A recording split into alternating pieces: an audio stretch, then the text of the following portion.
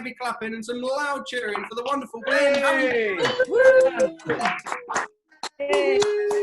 You right? Well, actually, I'll get my mic. Oh. It's lovely to be here. Well, it's not home, isn't it? This is our study. There we go. That's the light that doesn't really work.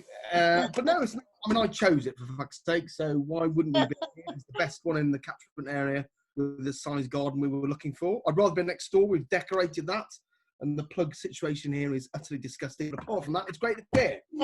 So, I hope you're all well. Well, what have we learned? What have I learned so far from lockdown? I've learned I look absolutely fucking ridiculous on a webcam. Yeah. I look myself now. It looks like someone looking at a keyhole. It's just weird, isn't it? It's so weird. I look like what it would look like if Wayne Rooney had a baby with Mr. Potato Head. And a touch of Evan Davis thrown in for good measure. And I discovered this. I was on a Zoom call a couple of weeks ago. I say Zoom. Zoom's now the generic term we use, isn't it, for these calls? It was like Hoover for vacuuming, or sex pest for US president. I was on a Zoom call, right? And I was on a Zoom call with 3 or 4 people, none of whom I'd met before, and it was for work. And my general rule of thumb is I'll use my camera if they use theirs. I'm not going to use it without them. It's a bit weird. So I got on the call with 3 of them, one of whom I'd met before, and a couple I'd spoken to before. And when I put my camera on, one I'd spoken to before but not met before made an audible gasp. I was so fucking paranoid. I was like, what's wrong with me? You really hate the bulbousness of my head just by looking at you. It's not really nice, is it? Let's be honest, eh? And I was thinking, was she laughing at me, or maybe it just wasn't that? And then I did a little presentation. So I switched my camera off to present some slides, yeah? When I went back 5 minutes later, she made the same fucking noise, didn't she? I know that's what I look like, so there we are. But that's me. So we've all got this thing now, haven't we? Because lockdown, I use my hands a lot. Deal with it. We were still in lockdown about cutting our hair. My mother-in-law was talking to my wife earlier this week. She said, so what's Ben doing for haircuts? And my wife said, oh, he just shaves his head. She said, oh, isn't he lucky? Not like those poor people who have a 2-week-old haircut. That must be awful. Imagine having to wait to have your hair cut. I can't imagine what that's like. I'd much rather have my Swede-like head. Yeah. Anyway, prison for Netflix, which is where we are. We've been doing lots of these meetings, Zoom meetings. Give a cheer, by way of a cheer, if you've been doing lots of online meetings. Hey. It's all right, isn't it? It's just trying to get my parents involved has been interesting. Here's a quick impression of them. You can't fucking every week. Switch the camera on. We can see you, but we can't switch your camera on. Now switch your audio on. We can't hear anything. We can't. Mum says, have this when we went to school. No, Mum, you had diphtheria and rationing. I don't think we can bring those back. But no, they're getting used to it. I've actually been ill. Has anyone had COVID? Give me a quick cheer if you have. No, and that's good. That is a good thing. I was worried last week because I wasn't really well. Without being too descriptive, my body resembled the famous Johnny Cash song, Ring of Fire. It was absolutely it was horrendous, right? But I didn't have any other symptoms. I thought, it's just I'm either eating something or not really well. My wife kept knocking on the door going, you need to take your temperature. You need to take your temperature. Now, I was so unwell, I spent 2 or 3 days in bed. Last Thursday and Friday, a couple of days in bed. And I did what most middle-aged men do if they spend a disproportionate amount of time in bed. I overly masturbated. So just it was there, nothing else to do. I'm sorry if that's a revelation for some of you. That's what we're doing upstairs, just in case you're wondering. If you're not, you need to look into it. Anyway, that's weird. Anyway, so I kept having you need to take the temperature. You need to take. Anyway, she did it on one particular moment after, let's be honest, a rather aggressive wank. Yeah. So I took my temperature and was like, oh shit, 39.2. That's high for the non-scientists amongst you. That is high. I was thinking, shit, I've got it. And I was worried. I was genuinely worried because I've got asthma, and we all see this hype about it could be really bad. I was thinking, shit. I started doing Google Docs about how my wife can access all my finances. We share stuff, but it was horrendous. We have blue jobs and pink jobs. You know, are we familiar with this concept, blue jobs and pink jobs? Yeah. No. No. So my wife, the pink jobs, my wife does a lot of the childcare arranging, the picking up and the dropping off. Not because it's sexist, just through competence, to be completely honest. At school, I'll be going, I've seen the kids in a while. Anyway, I do a lot of stuff around the house, some of the financial stuff. I'm not a control freak. Some of the all this kind of stuff. I was making difference. How she's gonna. I got really worried, to be honest, but I'm all okay now. So thanks for asking.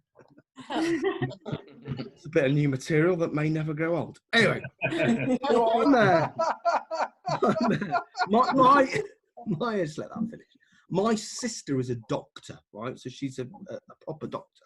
And during the time of this horrible time, my parents' love for her has gone up another level. Love and respect has gone up. For me, if anything, it's gone down to some but my mum and dad do this thing where they literally have to work into every conversation that she's a doctor. Wherever they go, it's like, would you like fries with that, madam? Oh, my daughter's the doctor.